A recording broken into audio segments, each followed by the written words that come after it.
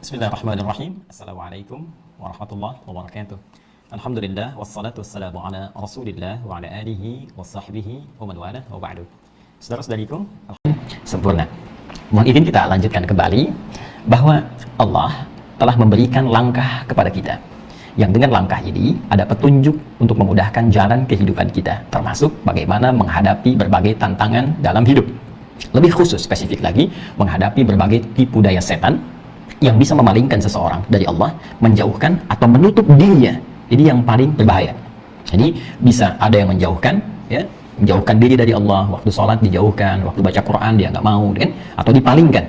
Alih-alih sholat kok jadi nonton, kan? Alih-alih sholat jadi bermain, dipalingkan. Yang lebih fatal menutup diri. Dia menutup sama sekali, terdengar adzan juga lewat telinganya nggak masuk, kan? Pandangan melihat orang sholat nggak ada getaran ke jiwa, atau mendengar sesuatu bahkan langsung kontra. Ini yang paling berbahaya. Apalagi jika sudah melekatkan pada identitas dirinya sebagai muslim, tapi tidak menghadirkan nilai-nilai kebaikan atau mendapat petunjuk dari tiga sumber informasi yang melekat pada dirinya, baik pandangan atau pendengaran atau jalan pikirannya. Nah, karena itu, teman-teman sekalian, di antara faktor yang menyebabkan setan bisa mengondisikan lingkungan seseorang untuk menjauhkan atau menutup dirinya dari hubungannya dengan Allah Subhanahu wa Ta'ala adalah faktor harta seperti yang telah kita uraikan. Maka solusinya, kita mesti belajar tentang konsep harta dalam Al-Quran, yang dengan pelajaran ini kita akan temukan jalan meyakinkan diri dan berikhtiar untuk mencukupkan keadaan diri kita atau beribadah, memilih passion ibadah melalui harta, yang dengan itu kita bisa membawa pulang bekal terbaik menuju Allah Subhanahu wa Ta'ala dan mendapatkan rahmat serta meraih ridha-Nya.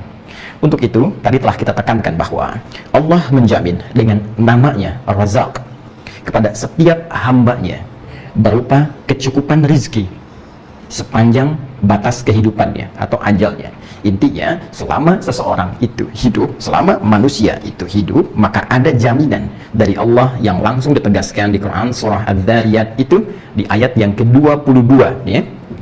Wa fis samai rizqukum wa ma tu'adun. Dan di langit telah ditetapkan rizkimu dan segala yang dijanjikan, termasuk pemberian rizki itu. Walladzi qaddara fahada. Untuk itu, pertama perlu dibangun keyakinan, iman, yakin tanpa ragu. Orang yang yakin tanpa ragu disebut dengan mukmin, ya.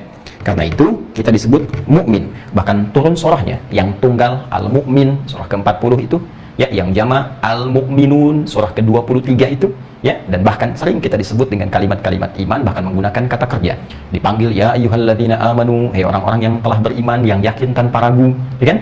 Qad aflahal mu'minun, akan sukses bahagia orang-orang yang beriman yakin tanpa ragu. Alladzina yu'minuna bil ghaib, yang terus menata dirinya supaya yakin tanpa ragu. Ada selalu redaksi dalam Al-Quran yang diksinya membangun semangat, menghadirkan motivasi kepada kita semua agar setiap waktu kita punya keyakinan tanpa ragu atas semua yang diinformasikan oleh Allah dan ditetapkan olehnya. Di antara informasi dan ketetapan Allah itu tentang rezeki. Kata Allah, kamu sepanjang hidup aku cukupkan, yakin. Jadi kalau sedang ada persoalan terkait rezeki, ini dulu yang dibangun keyakinannya, bukan keluh kesah, bukan gelisah, atau bahkan memutuskan bertindak maksiat. Itu artinya Anda sedang dikuasai oleh setan. Ada kekurangan, tiba-tiba ada dorongan untuk mencuri. Bahkan yang paling nekat datang ke rumah Allah, nyuri kotak infak, macam-macam, itu paling bahaya tuh. Ya, itu artinya sudah dikuasai oleh setan dengan penguasaan yang luas. Ya, hati-hati. Nah, atau misalnya was-was yang diarahkan pada tindakan-tindakan yang kontraproduktif. Ya, menulis keluh kesah di media sosial, akhirnya jadi meluas persoalan yang tadinya dilokalisir pada pribadi, jadi luas. Nanti celakanya ketika Allah berikan rezeki pada pribadi, itu beritanya sudah terlanjur meluas dan sulit kemudian untuk merawatnya. Ini persoalan, ya. Karena itu, apa yang harus dilakukan ketika kondisi sedang goyah atau mengatasi satu persoalan yang terkait dengan rezeki yang membuat kadang keadaan kita sulit untuk tenang atau tentram, maka solusinya langsung oleh Allah dipanggil iman kita. Hei, orang-orang yang yakin tanpa ragu, kalau kamu punya persoalan dalam kehidupan, sabar dulu. Terima dulu. Bukan cuma kamu saja yang punya persoalan, orang lain pun punya masalah, bahkan Nabi pun punya masalah. Bahkan sebagian para nabi punya persoalan dengan hartanya, ya. Dan bagaimana mereka menyontohkan kepada kita, itu ditetapkan oleh Allah supaya menjadi teladan bagi kita untuk ikuti. Jelas, ya? Baik. La yukallifullahu nafsan illa wus'aha. Allah nggak mungkin berikan ujian kalau kamu nggak mampu. Termasuk bagi Anda pun saat ini yang punya persoalan pelik misalnya dalam rezeki, ini ujian. Nggak mungkin Anda diuji kalau Anda nggak mampu, teman. Mustahil diuji kalau nggak mampu. Ini artinya Anda sanggup. Apalagi ketika Anda ingin berubah dekat dengan Allah, lalu ada persoalan misalnya, ingin Anda entaskan persoalan rezeki, entah itu riba, entah itu macam-macam utang, pasti akan ditolong oleh Allah kalau benar cara ikhtiar kita. Nah, ikhtiar yang pertama disebutkan oleh Allah di Quran surah kedua ayat 153. Ini langsung dengan panggilan imannya. Kalau di Al-Baqarah 45 itu masih umum. Al-Baqarah 45 wasta'inu bis-sabri was-shalah. Dan jika Anda punya persoalan dalam kehidupan, terima dengan sabar, minta tolonglah kepada Allah dengan sabar, lalu mohonkan solusinya lewat salat. Nah, khusus bagi orang beriman yang telah beriman, disentuh oleh Allah imannya. Ditegaskan di Quran surah kedua Al-Baqarah ayat 153. Diksinya berbeda. Diksinya ya ayyuhalladzina amanu. Ya, hurufnya harfun nida tuh. Ya, ayyuha. Itu ayyuha disebutkan 150 kali dalam Al-Quran. Ayyuhnya munada, hanya tanbih. Jadi ya-nya aja udah taukid, kan? Ya, munada, nida, panggilan, tapi menjadi taukid karena disertai dengan kalimat ayyuha. Hanya tanbih. Seakan-akan kalau diterjemahkan begini, hei aku tegaskan ya kata Allah, aku ingatkan bagi seluruh orang beriman tanpa kecuali, menggunakan alladzina, ismul mausul, sifatnya luas, komprehensif, mencakup laki-laki dan perempuan. Disebutkan 1080 kali dalam Al-Quran. Tanpa kecuali, untuk semua, laki-laki, perempuan, besar, kecil, tua, muda, sepanjang kalian beriman, yang telah beriman harus yakin tanpa ragu. Ya ayyuhalladzina amanu ista'inu bis-sabri was-shalah. Ya, minta solusi kepada Allah. Jika punya persoalan, minta solusi. Caranya bagaimana? Sabar dulu. Terima dulu. Ya, cara menerimanya begini, cara menerimanya dengan menyinergikan petunjuk-petunjuk sabar di Al-Quran. Jadi kalau cuma sabar itu bukan diam. Kalau cuma diam, gelisah tetap ada. Sabar tuh menerima dengan tawakal atas ujian yang sedang diujikan dan diiringi dengan pencarian solusi seperti yang diisyaratkan oleh Allah Subhanahu wa taala. Tidak melakukan hal yang kontraproduktif. Ya, bagaimana solusinya? Sinergikan. Pertama, yang la yukallifullahu nafsan illa wus'aha. Enggak mungkin saya diuji kecuali Allah memberikan kekuatan, kesanggupan pada diri saya. Baca lagi, inna ma'al usri yusra. Ya, di surat Al-Insyirah itu, inna ma'al usri yusra. Semua yang sulit pasti ada solusinya. Demikian cara menerjemahkannya. Kadang-kadang kan diterjemahkan setiap ada kesulitan ada kemudahan. Ya, itu bahasa kerennya gini, setiap ada persoalan ada solusinya. Ya, jadi kalau Anda mengalami persoalan tertentu, katakan pada diri Anda, cara ringannya begini, cara paling gampangnya, pasti selesai. Pasti ada solusinya. Nah, sikap itu secara psikologis akan membangun ketenangan pada jiwa. Kalau jiwa sudah tenang, itu persoalan mudah diselesaikan. Walaupun solusi belum datang, tapi keadaan diri kita itu nyaman, enjoy. Ya, tenang. Walaupun solusi seketika belum hadir. Dan cerah pikiran kita, jadi memetakan persoalan, itu mudah untuk mendapatkan solusi yang sesuai. Jelas ya? Nah, kalau sudah seperti itu, apa yang dikerjakan? Wassalah, salat. Spesifik terkait rezeki, minta. Apa masalahnya? Ya, bahkan nanti saat duduk di antara dua sujud itu ada spesifik kita minta, warzuqni, rabbighfirli warhamni wajburni warfa'ni, warzuqni. Ya Allah, berikan aku rezeki. Ketika Anda menyebut warzuqni itu, jangan cuma di lisan, hadirkan di pikiran Anda. Ada masalah apa sih? Hadirkan di sujud kita minta secara spesifik. Kalau salatnya fardu tidak dilafadzkan, cukup di hati kita saja. Ya. Kita minta subhana rabbil a'la, subhana rabbil a'la wa bihamdi, subhanakallahumma bihamdika, Allahumma ighfirli. Minta di hati kita, Allahumma ya razzaq, anta khairur raziqin, Allahumma arzuqni anta khairur raziqin. Ya Allah, lapangkan pekerjaan saya berkah, ya Allah, jauhkan dari riba, jauhkan dari maksiat, wafatkan saya dalam keadaan husnul khatimah, jauhkan yang haram yang bisa membebani hisab kami di hari kiamat, ya Allah, jauhkan dari godaan-godaan kehidupan, jauhkan dari korupsi, ya Allah, jauhkan dari hal-hal yang buruk. Minta. Boleh, di salat sunnah lebih dipanjangkan lagi. Tapi kalau berjamaah salat fardu, ikuti imam, jangan sampai imam sudah berdiri Anda masih sujud. Imam salam, Anda masih sujud. Salam, isya, imam rakaat keempat dah salam, Anda masih rakaat pertama sujud. Itu tidak terpisah dengan jamaah itu. Ya, nah, jadi proporsional, ya, proporsional. Nah, ini poinnya. Jadi salat membangun konektivitas kita dengan Allah, online, hubungan kita dengan Allah, yang dengan hubungan itu maka mudah bagi Allah memberikan petunjuk seperti apa yang kita butuhkan. Ingat kalimat ini ya. Allah hanya memberi dan mengabulkan apa yang kita butuhkan, bukan apa yang kita inginkan. Jelas ya? Baik. Nah, sekarang persoalannya begini. Levelnya ingin saya naikkan. Level pertama cukup. Nah, saya sendiri hidup cukup ya. Alhamdulillah. Nah, ke masjid, alhamdulillah. Berjalan cukup. Karena saya makan, dengan makan ada tenaga, ya. Dengan tenaga bisa jalan tuh. Jalan kaki ke masjid, bisa sholat, kan? Bisa baca Quran, cukup kan? Baik, tapi jaraknya 2 kilo misalnya. Nah, terus saya pengen nambah nih. Walaupun dengan jalan cukup, bisa. Tapi saya pengen naikkan level saya. Supaya lebih cepat sampainya ke masjid. Ya kan? Saya pengen punya sepeda. Belum pakai motor nih, baru sepeda. Ya kan? Baru sepeda. Sekarang sedang musim sepeda, ya kan? Saya pengen sepeda nih. Levelnya pengen naik. Wah, ternyata pakai sepeda tantangannya tinggi juga nih. Ya kan? Goes sampai masjid malah capek, lemes. Apalagi begitu masuk salat maghrib, goes sampai sana imamnya Al-Baqarah. Rakaat kedua Ali Imran. Kan udah begini-begini udah capek ya, luar biasa. Besoknya pengen motor. Terus motor tiba-tiba di jalan hujan, basah. Ya, mau sholat isya basah kuyup, nggak bisa ke masjid, balik lagi. Besoknya pengen mobil. Nah, persoalannya levelnya pengen naik dari cukup ke kaya. Kita memilih fashion, harta. Karena hidup itu ikhtiarnya kembali kepada kita untuk memilih. Dan Allah sudah membentangkan petunjuk. Dan Allah Maha tahu apa yang kita pilih bahkan sebelum kita pilih. Dan Allah sudah berikan semua jenis petunjuk sesuai dengan semua passion kehidupan yang kita pilih. Jadi nanti ada yang mau beribadah kepada Allah, mengabdi, berkhidmat sepanjang hidupnya sampai dia pulang misalnya, lewat passion tenaga, dengan tenaga saja misalnya. Hartanya sih biasa aja, cukup, yang penting cukup. Tapi dia gunakan kelebihan tenaganya untuk beribadah. Ya, contoh miniasinya di zaman Nabi misalnya, Sayyidina Bilal bin Rabah radhiyallahu ta'ala anhu. Hartanya cukup. Cukup untuk hidup beliau, cukup untuk kenyamanan, untuk ibadah, dan menikmati itu semua dengan kecukupannya nikmat. Tapi beliau lebihkan tenaganya, bukan harta, bukan ilmu, tapi hak tenaga. Bagaimana caranya? Mengabdi dengan menjadi muadzin. Adzan, tenaga kan? Ya. Adzan bukan dengan harta. Ya. Nggak ada adzan misalnya, nih saya nyewa kaset, biar kencengin. Adzan dengan tenaga, kan? Adzan dengan tenaga, teman-teman. Adzan bukan dengan ilmu, adzan dengan tenaga. Latihan, ilmunya ya ada untuk bisa lafadznya fasih dan sebagainya, tapi poinnya pada tenaga. Itu yang digunakan. Dan itu diapresiasi oleh Nabi, sampai riwayatnya sangat populer. Nabi mengatakan, aku mendengar suara terompah Bilal di surga. Sampai Bilal menyimpulkan, Masya Allah, adzan aja udah masuk surga. Ngapain sibuk bisnis katanya? Ngapain sibuk? Itu kalau makomnya udah sampai situ, ya kan? Tapi kan Anda adzan di masjid terbesar di Indonesia pun, di Istiqlal, belum tentu ada hadis bahwa sandal Anda di surga. Kecuali kalau kita ingin menjadikan passionnya seperti itu. Mulai besok saya ingin mengabdi di masjid saja misalnya, ingin merubah diri. Ya, insya Allah dicukupkan oleh Allah.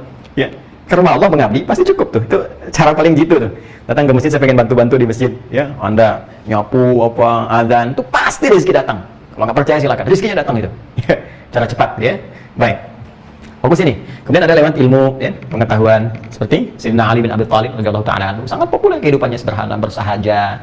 Oh, kalau ingin kaya gampang, menantu Nabi, istrinya putri Nabi, Masya Allah. Apa yang sulit apa gitu? Menantu, ya, popularitasnya tinggi, ya, dan sebagainya. Tapi apa yang beliau pilih? Pengetahuan, ilmu, sehingga sangat terkenal, sangat populer. Bagaimana kealiman Sayyidina Ali bin Abi Thalib karramallahu wajhah.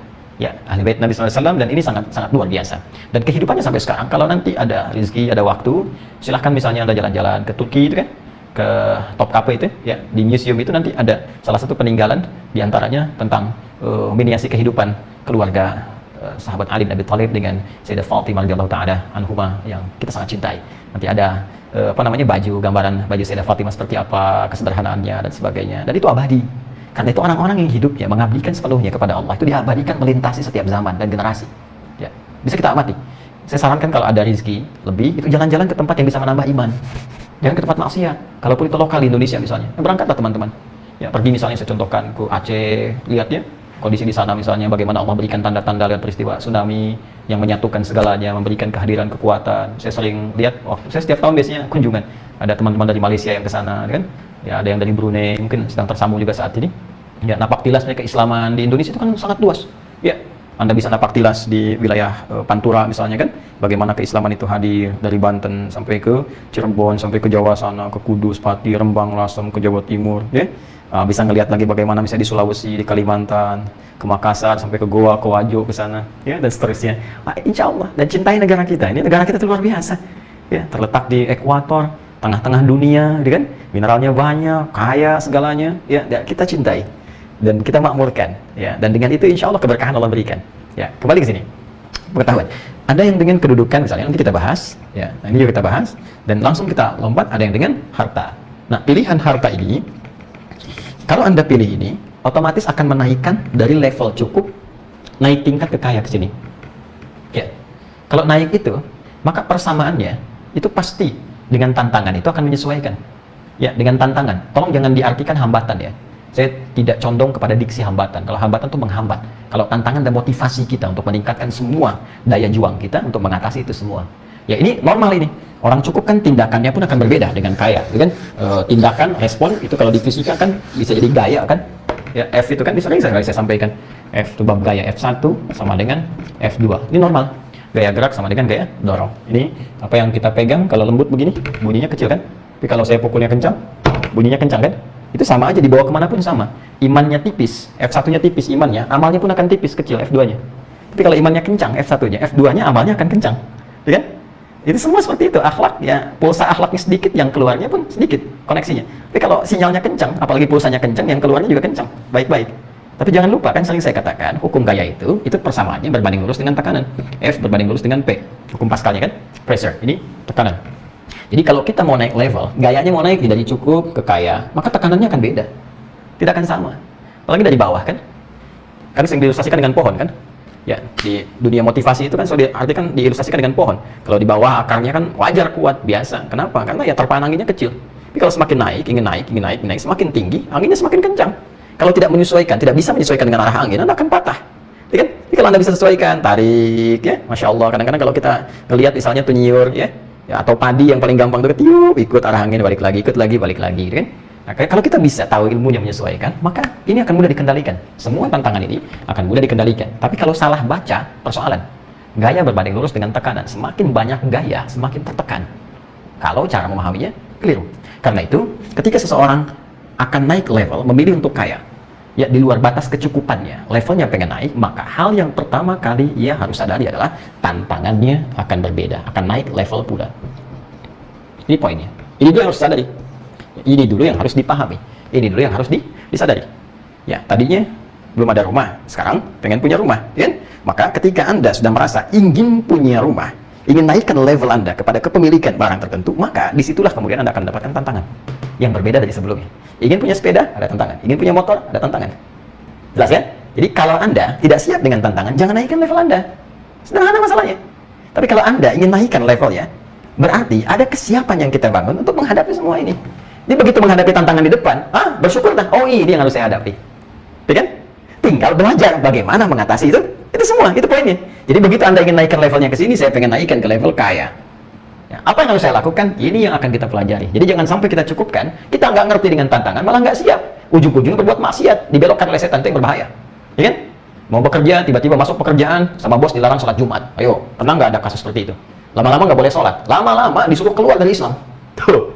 Padahal gaji nggak seberapa. Gaji cuma sejuta setengah, ya Allah dilarang sholat. Apa Anda tega menukar surga Anda? Besok-besok wafat. Siapa yang mengiringinya? Nah, jadi hal seperti ini kita mesti pahami dengan baik. Ya, nah sekarang kita naikkan ini. Jadi kita pindah ke sini. Saya pengen melebihi batas kecukupan saya. Pengen naik ke sini. Jadi kalau nanti Anda hadapi tantangan, itu hal yang wajar. Ya. Oke, sekarang kita naikkan dulu ayatnya. Saya pengen berusaha maksimal naik ke sini. Kita turunkan Quran surah kedua ayat 168 dan ayat 172. Ya. Sudah? Pelan-pelan ya.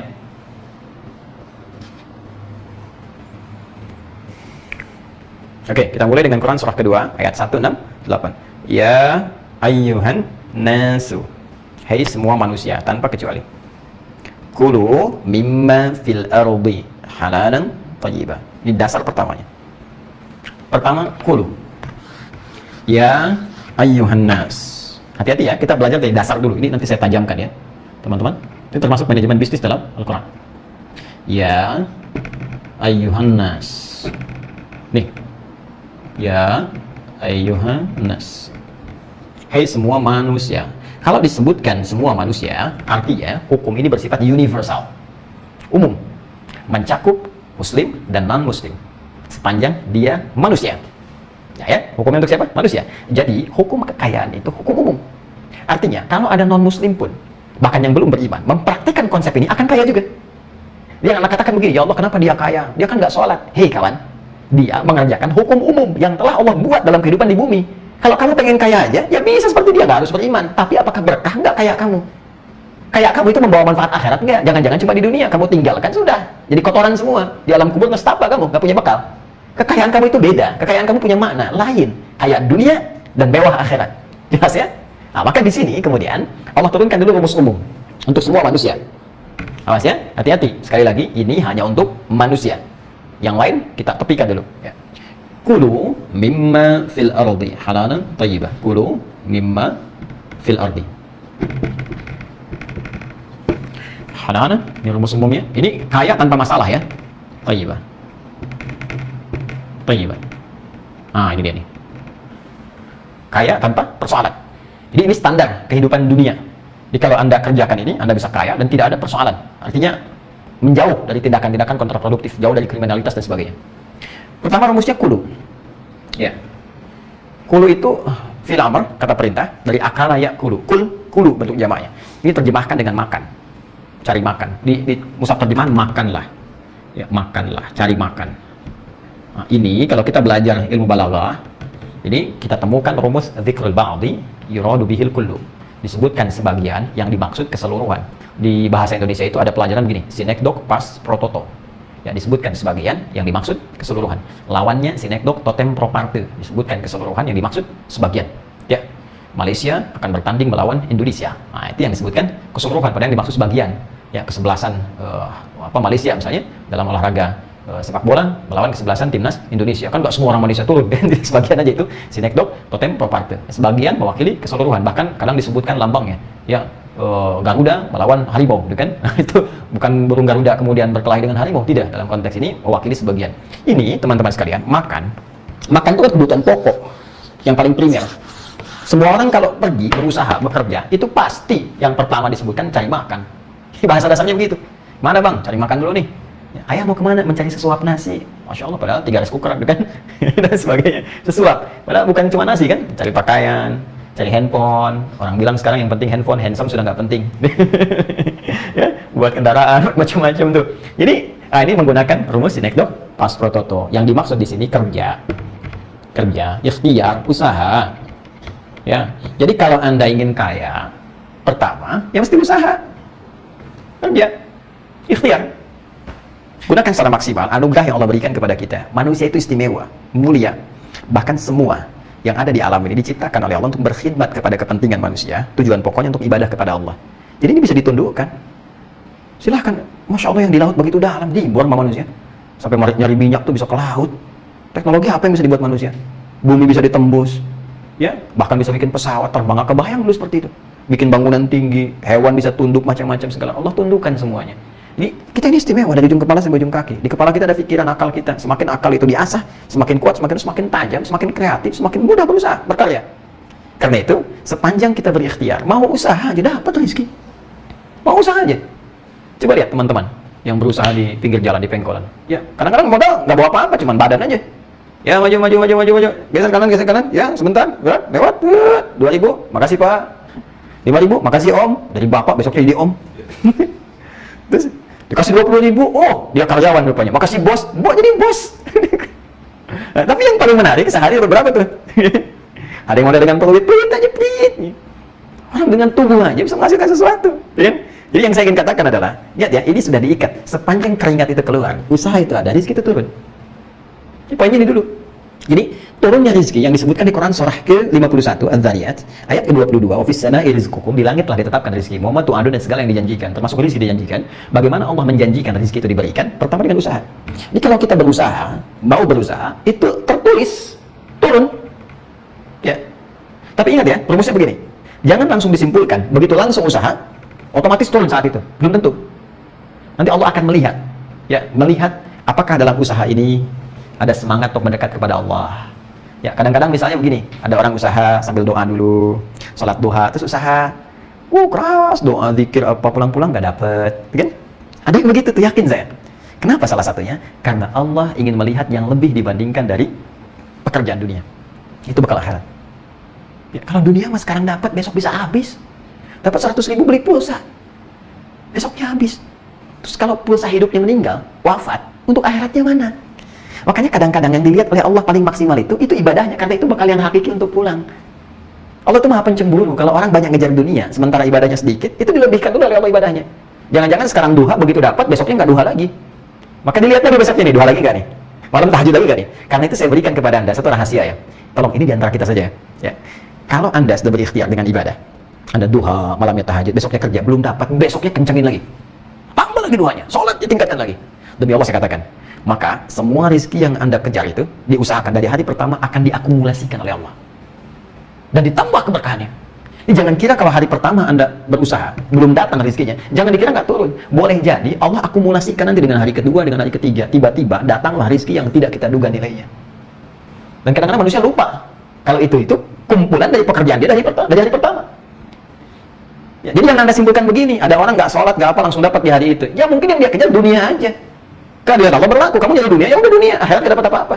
Baca lagi Qurannya, Quran surah kedua ayat 200. Wa minan nasi may yaqulu rabbana atina fid dunya wa ma lahu fil akhirati min khalaq. Ada sebagian manusia yang cuma nyari dunia, akhirat nggak dia pikirin.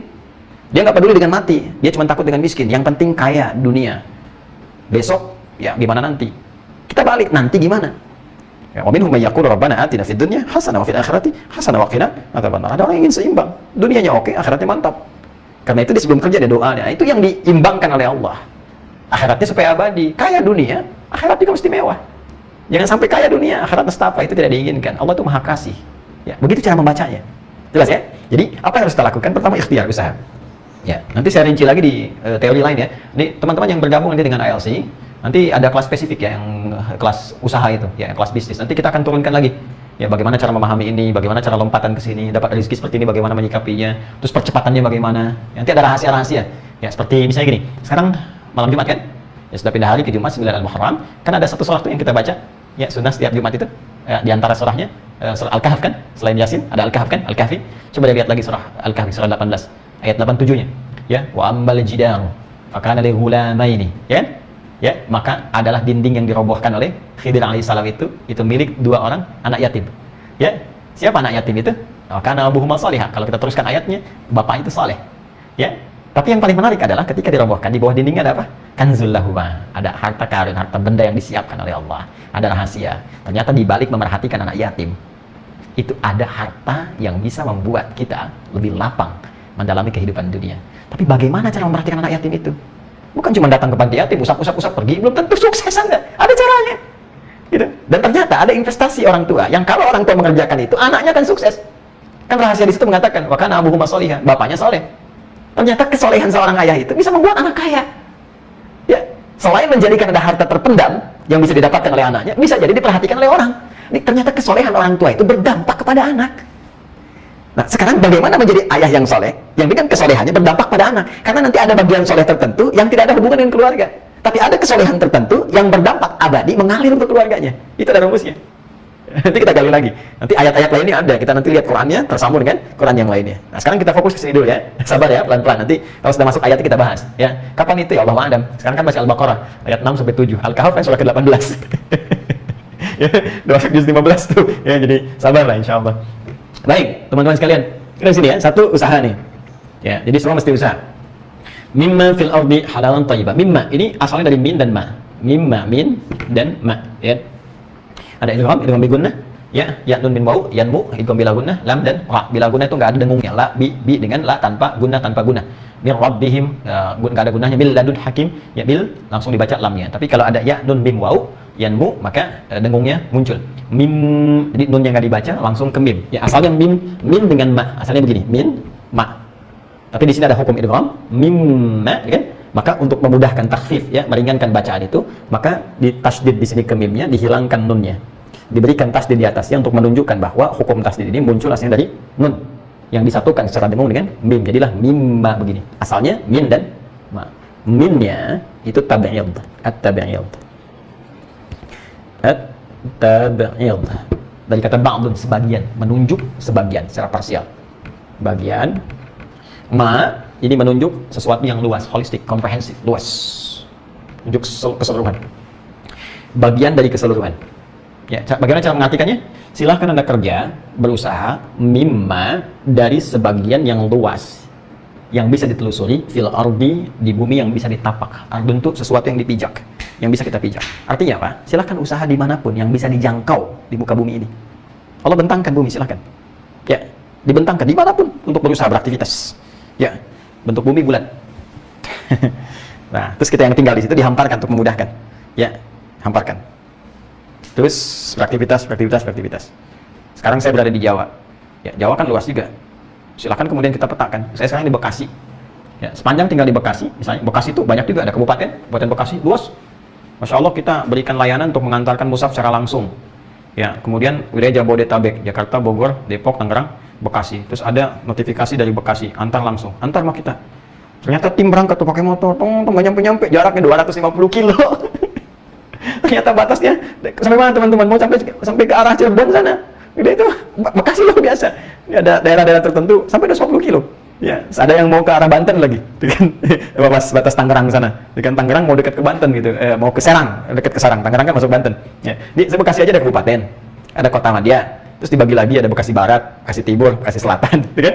Saya di Bekasi Selatan misalnya saat ini, kan? Silakan cari wilayah Bekasi Selatan. Mana yang bisa saya usaha di situ? Nggak dapat di sini, pindah ke Barat. Nggak dapat di Barat, pindah ke Timur. Nggak dapat di situ, pindah ke kabupaten.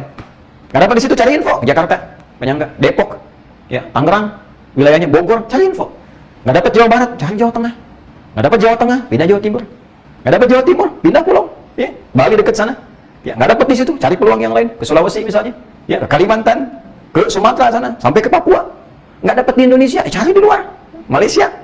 Siapkan diri kita, pelajari dulu, nanti ada turunannya lagi. Yang ingin saya katakan, kata Allah begini, nih, diksinya, mimma fil ardi, sepanjang kamu bisa tapakin itu di bumi. Allah bentangkan bumi, tinggal kamu cari sepanjang bisa napak di situ, bisa ada lahan usaha. Ya, makanya orang ada kata-kata begini, sepanjang bisa napak, buka lapak. Tuh, bikin status kan, sepanjang bisa napak, buka lapak. Kan, ya, itu ya, nggak ada hubungan dengan yang lain-lain ya. Jadi, itu poinnya. Jadi, kalau kita bisa napak di situ, ya, ada peluang. Bisa kita kerjakan. Jadi, apa saja bisa kita lakukan. Ingat ya, jadi jangan putus asa, begitu luas. Bumi itu terlampau luas untuk dikeluhkan. Jadi, sebetulnya nggak ada alasan, nggak bisa dapat kerjaan. Ya, kita aja yang kurang kerjaan. Jelas ya? Kurang semangat, kurang kreativitas, kurang motivasi. Ya, kalau udah ada motivasi, jalan. Nggak usah takut. Ikhtiar lah. Masa Allah yang yakinkan kita nggak yakin? Ya, mesti yakin dong. Kalau nggak yakin dengan Allah, dengan siapa lagi? Ya kan? Itu poinnya. Nah, jadi ini teman-teman sekalian. Tapi, cara bekerja ini diikat dengan ketentuan halal dan mesti legal. Ini legal. Kita bicara hukum universal ya, manusia nih. Awas hati-hati. Nanti ada hukum universal, ada hukum spesifik yang terkait dengan syariat, yang mengikat umat Islam saja. Ya, misal definisi halal, kalau diikat oleh syariat, maka semua yang dibenarkan oleh syariat. Sekalipun hukum universal misalnya dalam konteks keduniaan, ya, memandang itu boleh, secara syariat tidak, maka tidak. Contoh misalnya ada minuman-minuman yang diharamkan. Ya, seperti minuman keras, miras misalnya kan, dan narkotika, miras santika. Ya, tidak, katakan tidak. Ya, tak sudi, tidak. Ya, jadi tidak sudi, tidak untuk bisa meniagakan itu semua. Miras santika tak boleh. Yang jualan, yang ngorbitkan, yang marketingnya, semuanya dosa, haram. Ya kan? Makanan-makanan tertentu yang diharamkan, tidak. Tapi dalam konteks legalitas universal, misalnya kan, hukum kemanusiaan, itu bisa dipahami yang tidak bertentangan dengan hukum yang berlaku di tempat kita berpijak. Nah, ini, misalnya di Indonesia tempat kita tinggal ada hukum umum, nggak boleh korupsi, jangan korupsi. Kalau korupsi, ada persoalan nanti, malah bikin susah. Ya, kalau ada yang baik, kenapa pilih yang buruk?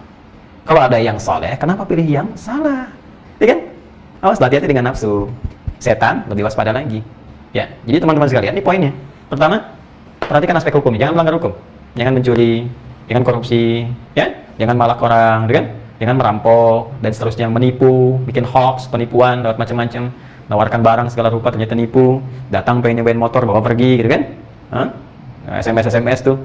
Sampai saya kadang-kadang tiap hari berapa dapat SMS itu, ya, masuk begini, pinjaman ini, pinjaman itu, dan sebagainya. Waduh, tiap hari kita berusaha mendoakan semoga ya Allah berikan hidayah pada orang ini, ya Allah berikan dia hidayah supaya tobat, supaya nggak nipu lagi, kan? Nah, itu semacam itu tuh. Jadi jangan melanggar hukum lah, insya Allah. Kita bekerja yang baik aja, itu datang rezeki. Kenapa harus mencari yang salah? Nyulitkan diri sendiri. Ayo teman-teman pejabat ya, teman-teman pejabat, ya, yang di birokrasi, yang di diplomasi, ya, kemudian pengusaha-pengusaha, jangan pernah mencari peluang sedikit untuk melanggar hukum. Ayo, semua bersihkan diri, jauhkan dari korupsi, jauhkan dari sifat tamak yang berlebihan. Meninggal juga kok. Coba, tolong renungkan dengan keluarga ya, dan keluarganya tolong doakan tuh, ayahnya yang bekerja, ibunya, kan? Kalau aktif, beraktivitas, ya, jangan pernah terjebak. Minta petunjuk kepada Allah. Sayangi keluarga Anda. Ketika Anda bertindak yang tak pantas, pasti berdampak. Apalagi kalau pencari nafkah. Karena nafkah itu gini, nafkah itu adalah hal yang dikerjakan oleh laki-laki khususnya, suami, penanggung jawab keluarga. Di sifat nafkah itu kalau dikerjakan, maka hartanya terbawa untuk seluruh orang rumah. Ya, Quran surah keempat ayat 34. Ar-rijalu qawwamuna 'alan nisa bima faddalallahu ba'dahum 'ala ba'dhin wa bima anfaqu min amwalihim. Jadi lelaki diberikan oleh Allah sebuah fungsi dan kelengkapan untuk mencari nafkah. Nafkah itu beda sekali dengan hanya menyalurkan bakat atau hobi untuk kerja. Laki-laki dengan perempuan lain, ketika laki-laki jadi suami, jadi ayah, bekerja, itu nafkah. Maka rezeki yang diberikan akan dicukupkan oleh Allah untuk semua keluarganya. Perempuan beda. Ya, kalau perempuan yang menyalurkan hobi, mau dagang, mau apa, bukan dalam konteks mencari nafkah, rezekinya itu hanya untuk dirinya. Ya, sekalipun dia bagi dengan keluarga bisa, tapi dampaknya nggak terlalu banyak. Ya, tapi kalau laki-laki, ya, kepala keluarga dengan konteks nafkah dibawa semua. Konsekuensinya apa? Ketika mencari dengan cara yang tidak benar, keluarga bisa ikut, kena dampaknya. Tolong pikirkan para ayah, kalau ada tawaran korupsi itu jauhi. Kasihan keluarga Anda, anak Anda. Anak yang sedang sekolah, tiba-tiba disebut anak koruptor. Ya, apa nggak sayang dengan mereka? Kasihan di sekolah, masa depan mereka loh ke depan. Itu terbawa itu sampai berumah tangga. Coba, satu kali ketika akan berumah tangga, dicari profilnya seperti apa, ternyata anak koruptor dan sebagainya, ada berita-berita yang nggak enak, kan nggak nyaman. Ya, anak perampok, anak pembunuh, keluarga ini, itu menyakitkan. Yang melakukan Anda, tapi yang menanggung orang lain. Apa nggak kasihan? Berbenah pada diri kita. Perbaiki dengan baik, jangan melanggar hukum. Sayangi. Insya Allah kalau kita berubah jadi baik, negara ini akan sangat terbantu. Karena banyak kebocoran berita kita dapatkan setiap hari itu karena pelanggaran hukum. Akhirnya ya media juga, tolonglah media ini ya, beritakan yang baik-baik lah. Setiap hari ini kayak dibikin tutorial gitu masyarakat berbuat buruk itu. Kan nggak lucu. Sekarang ada perampokan adegan malah direkam oleh media, ditunjukin. Ada orang bikin ini ditunjukin, perilaku ini ditunjukkan, diperjelas. Kadang-kadang pakai medianya ada videonya, ada macam-macam. Jadi orang kayak kedapatan tutorial. Sekarang kalau kalian berbuat maksiat tuh kayak ada contohnya. Ya, coba deh kasus kejadian yang di satu kota tertentu, yang bunuh orang, bikin ramuan, itu kan ada di belayang, dilemesin, dipijit, ada yang dibunuh, ada yang macam-macam. Kan nonton itu. Dosa Anda besar loh pelaku media itu. Ya, baik TV, media online yang bikin narasi-narasi begitu, dicontoh oleh orang, dibuat yang buruk kemudian Anda ikut berdosa. Saya selalu riset tiap hari, saya jejerkan tuh berita-berita dalam negeri, luar negeri, yang online saya baca tampil keseluruhan, setiap hari berita itu. Kesimpulan saya, hampir 90% nggak ada berita baik. Semua yang jelek-jelek itu. Ya, kenapa nggak datangkan yang baik-baik? Dibaca juga kok, orang itu nyari bacaan. Nggak mungkin nggak dibaca, kalau semuanya baik, orang baca. Ya, tapi kalau ada berita yang kurang baik, Anda kemaslah dengan cara yang elegan, yang bagus, dikontrol. Ya, Kominfo-nya juga harus berperan di sini ya, jadi dilihat, dimaksimalin gitu, supaya semuanya nyaman. Kita rindu itu, rindu tentang pendidikan, ya. Ya, sekarang kita bisa manfaatkan. Mungkin saya bisa usulkan tuh ya ke misalnya Mendikbud sekarang nih ada teman-teman yang belajar kan pakai online, kenapa Anda nggak kerjasama dengan televisi-televisi misalnya radio-radio, ya kan? Kan kita punya TVRI di negara, ada televisi swasta. Hire aja guru-guru, ada kan program di situ, suruh ngajar. Ya, ada sebagian yang daerah-daerah itu lebih terjangkau pakai TV dibandingkan pakai handphone. Gunakan itu. Ya, ada yang pakai parabola macam-macam. Hire mereka. Supportkan mereka. Kalau perlu gandeng kami ustadz-ustadz, public figure dan sebagainya. Kita mau kok belajar. Belajar apa nih? Fisika, ngajar untuk anak-anak, motivasi dan sebagainya secara umum lah, gitu kan? Atau kita kerjasama dengan guru, direkam, sebarkan. Jadi mereka termotivasi dan menikmati gitu suasana ini. Jadi nggak sibuk 1, 2 begini dan sebagainya. Ya, jadi kita juga nih kehabisan kata-kata nih. Jadi kembali ke sini lagi ya, berapa banyak kita arahkan ini hanya ini usulan saja ya. Diterima, alhamdulillah, tidak mungkin ada ide yang lebih baik gitu kan. Kita berbagi saja. Ya. Jadi teman-teman di sini ya, kembalikan lagi. Nah, kalau teman-teman mau sampaikan silakan ya, minta menteri terkait, Mas Nadiem atau siapa yang lain gitu kan, yang punya wewenang di situ. Ya, kita kalau punya ide kreatif sampaikan supaya sama-sama bersinergi membangun dan bisa memakmurkan bangsa yang kita cintai ini. Ya, insya Allah. Teman-teman sekalian, ini hukumnya gini, cari yang legal. Kemudian tayyib, dari yang legal yang didapatkan itu konsumsi yang terbaik yang kita butuhkan. Nah, aspek yang butuh. Ini sehat nih, kalau hidup begini sehat. Contoh gini, penghasilan berapa? Ya, taruhlah ada harian misalnya. Saya dapat sehari 100.000, bisa 100.000. Untuk apa? Cari makan. Nah, sekarang dari 100.000 itu, aspek kebutuhannya apa? Ini dasarnya di Al-Quran begini. Ingat ya, bukan keinginan, tapi kebutuhan. Kalau ingin, tantangannya lebih berat. Karena keinginan itu identik dengan nafsu. Pernah dengar kata syahwat? Syahwat, nafsu, syahwat. Syahwat itu keinginan yang sangat ingin didapatkan, diraih. Yang keinginan kuat untuk meraih sesuatu, itu syahwat. Nafsu syahwat itu nafsu yang menginginkan sesuatu sangat kuat. Ya, aduh pengen nasi goreng nih. Ya, nasi goreng banyak, tak tek tok tiap malam, tapi kebon sirih. Nasi goreng kebon sirih, nafsu tuh. Sampai malam-malam ke bawah mimpi, kan? Yang diputuskan jam 1 bangun berangkat ke sana. Berangkat. Udah penggang jalan, alhamdulillah nyampe sana tutup. Nah, itu nafsu namanya. Besok kepikiran lagi itu nafsu. Itu syahwat namanya, itu keinginan. Jadi kalau keinginan, ragamnya bisa banyak. Tapi kalau kebutuhan, itu akan ada satu titik kesepakatan di dalamnya. Contoh, lapar. Lapar itu kebutuhannya apa? Makan. So, kalau poinnya sudah makan saja, apa makan yang dikonsumsi? Thayyiban, yang baik, yang menyehatkan. Yang penting bisa cari makanan sehat, cukup. Kalau mau lebih daripada itu, ingin, nah, maka jangan melampaui batas pendapatan yang kita bisa dapati, 100.000 tadi. Katakan, silahkan, gak ada masalah. Mau makannya apa? Menunya. Kalau kita mau ambil batas tadi, yang membuat sehat diri kita, lauk pauknya, makan ikan misalnya, ada tempenya, tahunya cukup. Ingin ayam, silahkan. Tapi jangan memaksakan diri sampai harus melewati batas pendapatan yang tadi harus kita dapatkan. Untuk makan, ada untuk minum, ada kebutuhan lain. Kalau Anda ambil porsi lebih banyak kepada makanan, minuman, sederhanakan. Ya kan? Pakaian, ditahan. Pulsa, sedikitkan. Tapi kalau Anda ingin seimbangkan. Nanti besoknya, etos kerja kita tingkatkan lagi. Supaya nominalnya bertambah. Itu cara Quran itu. Dibikin keseimbangan kebutuhannya hariannya apa saja sih? Ya kan? Makanan, paciat, lima sempurna, makan. Mohon maaf ya, tidak bermaksud mengajari teman-teman. Hanya menuliskan supaya mudah memetakan. Ya, makanan, minuman, ya kan? Berpakaian, ya sandang, pangan, papan itu kan? Pulsa misalnya sekarang, taruhlah seperti ini, ya kan? Untuk berangkat kerja misalnya, ada akomodasi, harian, nah, seperti ini. Petakan aja berapa sih kebutuhannya. Per hari kita petakan, kita bagi. Sama satu lagi ditabung. Berapa nyimpan, ya kan?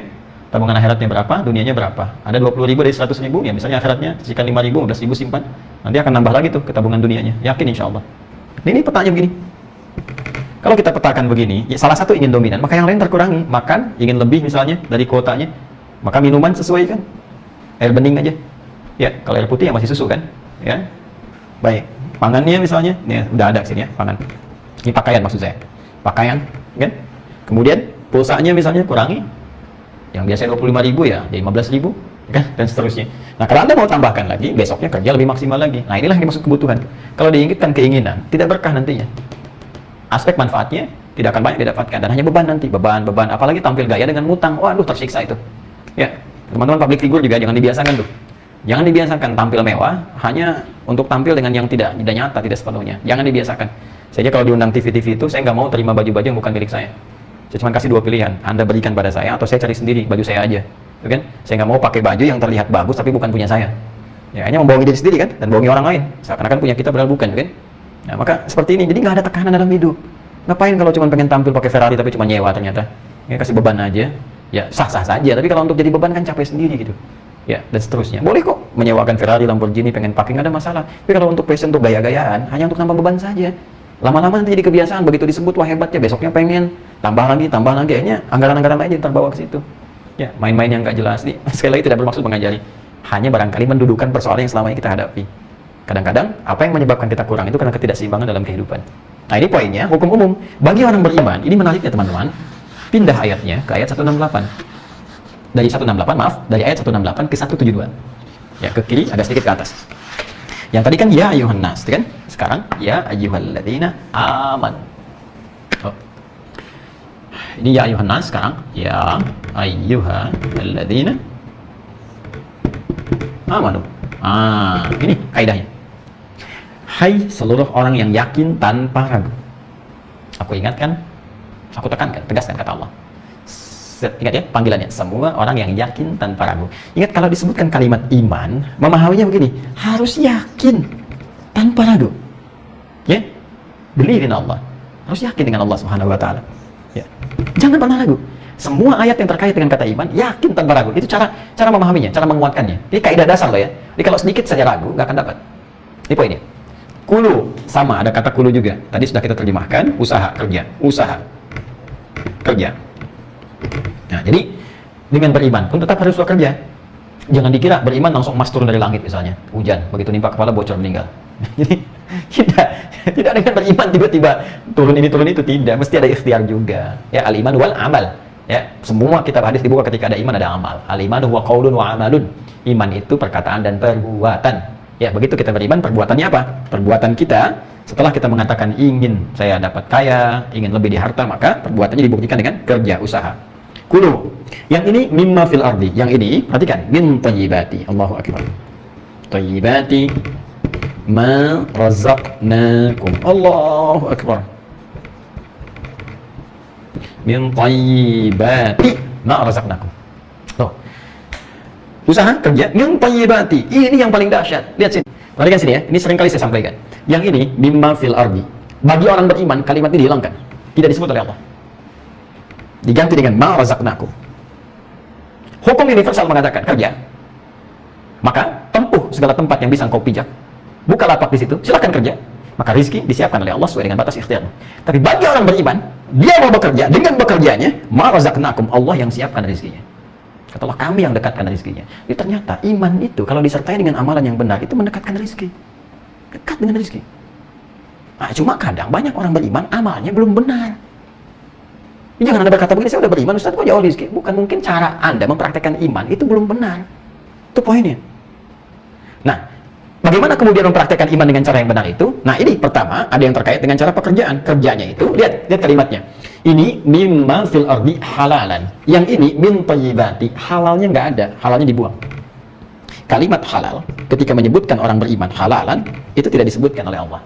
Nggak dimasukkan. Loh, orang bertanya, kok nggak masuk halalnya di sini? Maka kita bisa katakan, bagi orang beriman, ini aman. Maka imannya secara otomatis akan membimbing ia pada yang halal. Cara pertama, ketika Anda ingin bekerja, dan pekerjaan itu ingin mendekatkan Anda dengan rezeki, sehingga Allah langsung menyiapkan rezeki Anda, maka caranya jangan pernah berpikir untuk mencari yang tidak halal. langsung tepatkan di benak kita, saya pengen bekerja dengan halal. Karena iman seseorang otomatis akan mencari yang halal. Jadi mustahil ada orang beriman mencari yang haram. Orang beriman itu gak akan korupsi, gak akan mencuri. Ya, la yasrikul mu'min indama yasrik fahuwa mu'min. Tidak mungkin orang beriman mencuri. Ketika mencuri itu masih ada iman dalam dirinya. Ini sindiran halus tapi tajam. Artinya apa? Imannya akan menolak. Jangan kerjakan, jangan lakukan. Jangan lakukan. Akan menolak. Ya. Nah, ini semakin jauh, semakin lemah, semakin salah. Maka kalau ingin dimudahkan oleh Allah, rezeki itu, yang pertama dilakukan adalah apa? Cepat pikirkan yang halal saja. Jauhkan yang haram-haram. Pelajari semua yang diharamkan oleh Allah dalam dunia pekerjaan. Menipu, gharar, riba, segala macam dan sebagainya yang tidak menghadirkan keberkahan. Setelah itu apa? Thayyibat. Jamak dari thayyib. Jamaknya thayyibat. Thayyib itu kan tadi saya katakan kebutuhan, keberkahan. Nih. Butuh berkah, ziyadatul khair, bertambah nilai kebaikan, nilai manfaatnya. Nilai manfaat, baik. Lihat, kalimatnya indah sekali.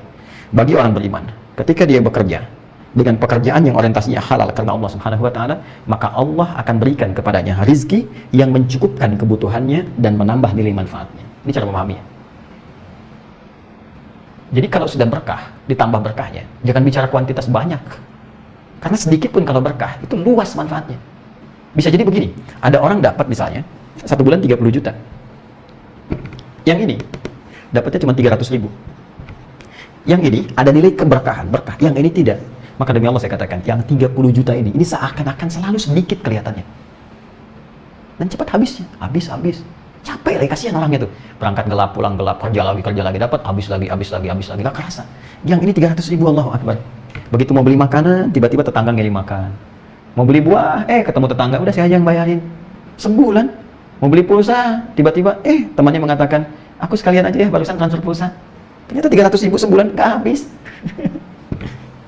Bisa begitu. Saya dulu kuliah, waktu di Tripoli itu ada kawan tuh bawa $50, awet 4 tahun, sampai pulang. 4 tahun loh, $50, gak habis-habis. Itu pemberian ibunya yang sangat beliau jaga, beliau sayangi ibunya, sangat sayang dengan ibunya, dijaga betul, sampai gak habis-habis. Dan beliau berusaha berdoa, berikhtiar, berusaha, sampai beliau ganti $50 itu dengan menghajikan ibunya, bayangin tuh. Sekarang gue sukses insya Allah, alhamdulillah. Ada kawannya malah gak bawa apa-apa gitu. Dia berhasil. Nah inilah berkah. Jadi pertama, kalau Anda ingin berniaga, cari berkah dulu.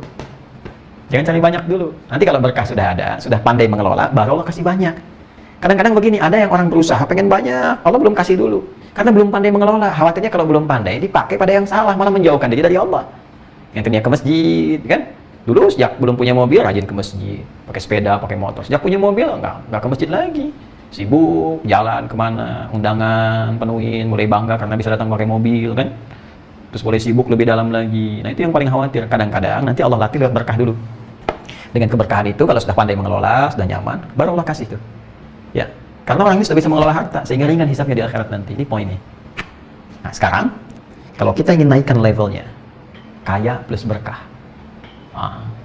Pilih mana tuh? Kaya, banyak harta, tapi nggak berkah, atau sedikit tapi berkah. Pilih mana? Yakin saya pilih yang ketiga, kaya dan berkah. Anda sudah jenius kalau dalam urusan itu, saya kalah itu. Kaya plus berkah. Nah sekarang kita naikkan levelnya. Dari tadi kan cukup, kaya, ya kan? Terus kaya banget nih, nomor 3. Nanti yang keempat kebangetan, kayanya. Sekarang kalau kita ingin naikkan ke level ini, semua mudah gitu. Usaha, pengen ini, dapat terus ilmunya ada. Nah itu caranya bagaimana? Itu kita akan bahas pekan depan insyaallah ya. Dari Allah Subhanahu wa taala, saya mendoakan semoga seluruh kita diberkahi, dimudahkan tugasnya, apapun yang Allah titipkan kepada kita, kita diberikan rasa saling mencintai, dijauhkan dari segala keburukan dan semoga diwafatkan dalam keadaan husnul khatimah. Allahumma taqabbal minna innaka antas samiul alim wa tub alaina innaka antat tawwabur rahim. Allahumma rabbana atina fid dunya hasanah wa fil akhirati hasanah wa qina adhaban nar. Allahumma ij'alna min ahli al-Qur'an waj'al al-Qur'ana sahiban lana fid dunya wa syafi'an lana fil akhirati ya arhamar rahimin. Waffiqna ya Allah li ta'allumina, waffiqna ya Allah li na'mala ma ta'allamna bih. Allahumma ya Allah bifadlika subhana rabbika rabbil izzati amma yasifun wa salamun alal mursalin. Subhanakallahumma bihamdika nashhadu an la ilaha illa anta nastaghfiruka wa natubu ilaik wa akhiru da'wana alhamdulillahi rabbil alamin. Terima kasih. Assalamualaikum warahmatullahi wabarakatuh.